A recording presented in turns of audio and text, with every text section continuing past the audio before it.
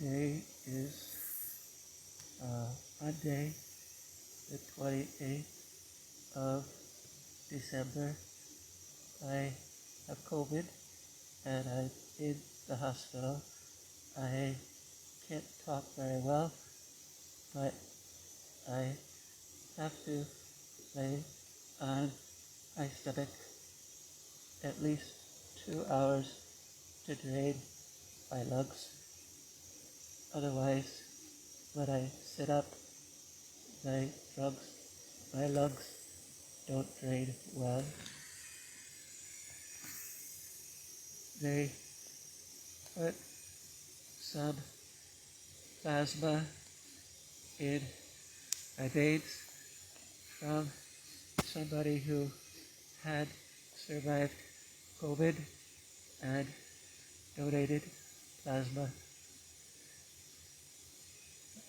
I have had COVID for about 3 weeks now.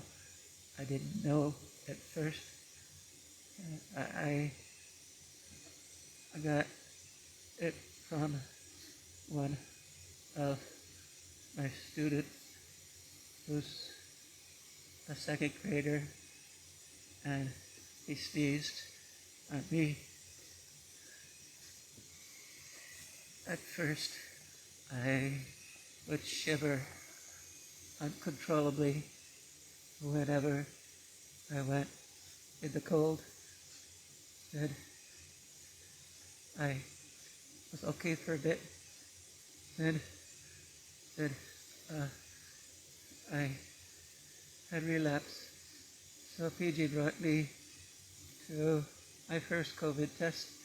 It took 2.5 days, and they gave me the results on Christmas Day.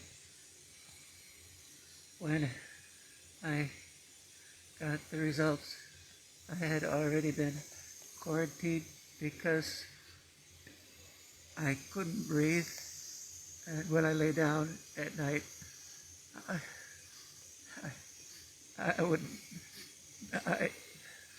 wouldn't be sure whether I'd be able to wake up in the morning because I couldn't breathe at night. I'd take a breath and nothing would come. I called my family so great. And then on Christmas Day,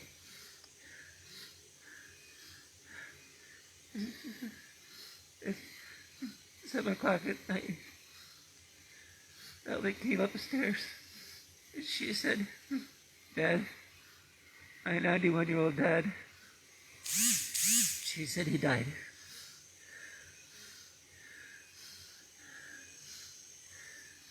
I remember, even though my dad would forget everything because he had dementia,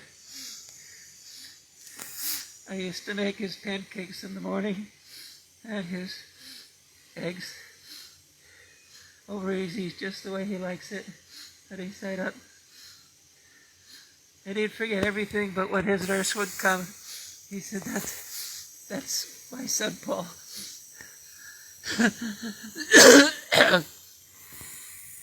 And then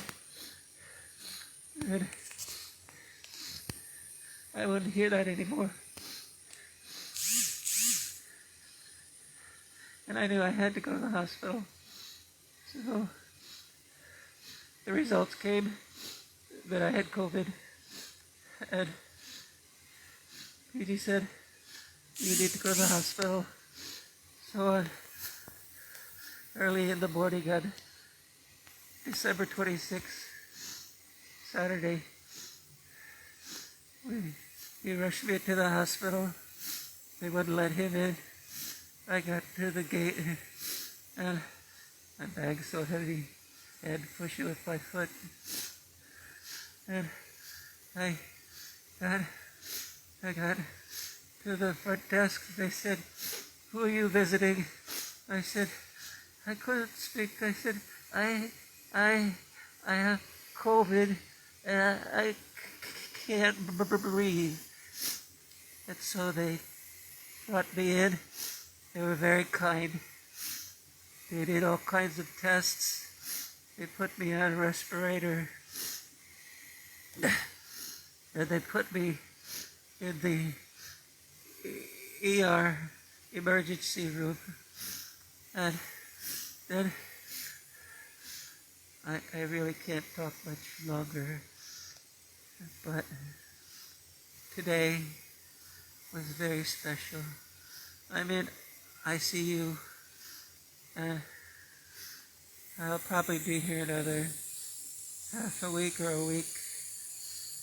But I couldn't sleep. I couldn't eat. Couldn't drink. But little by little I gained my strength. And after trying, I couldn't stand TV because it's all commercials and it's really trash and hard to hear. And I figured out my cell phone,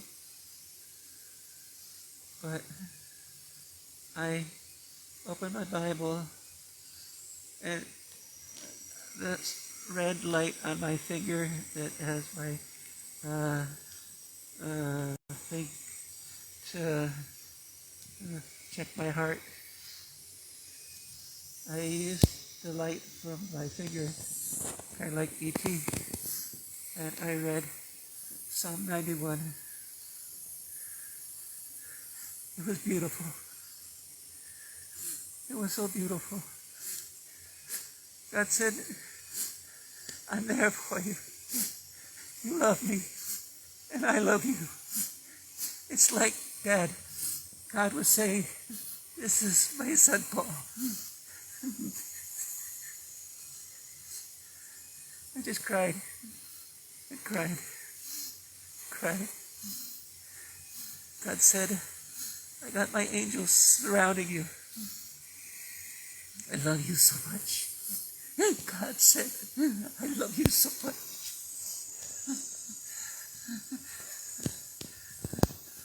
We have a precious God. When the nurse came in, when the doctor came in, she said, how are you? I said, I just read Psalm 91. It was beautiful.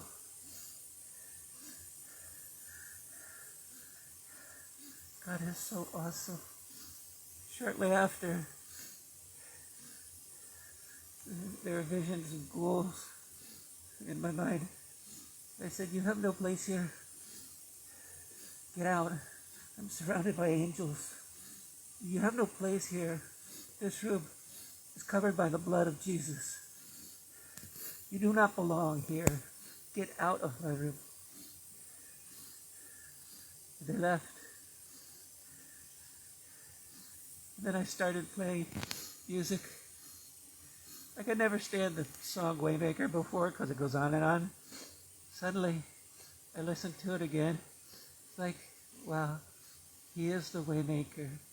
He made promises, and he's kept them. Even though I don't see him working, even though I can't breathe, even though I can't eat or sleep, even though Dad died, Waymaker, miracle worker, promise keeper, light in the darkness. My God, that is who you are. That is who you are. And then I played, I know my Redeemer lives. I know my Redeemer lives. I know my Redeemer lives. And then Overcomer. And Shackles. And then I know my Deliverer is coming. My Deliverer is coming.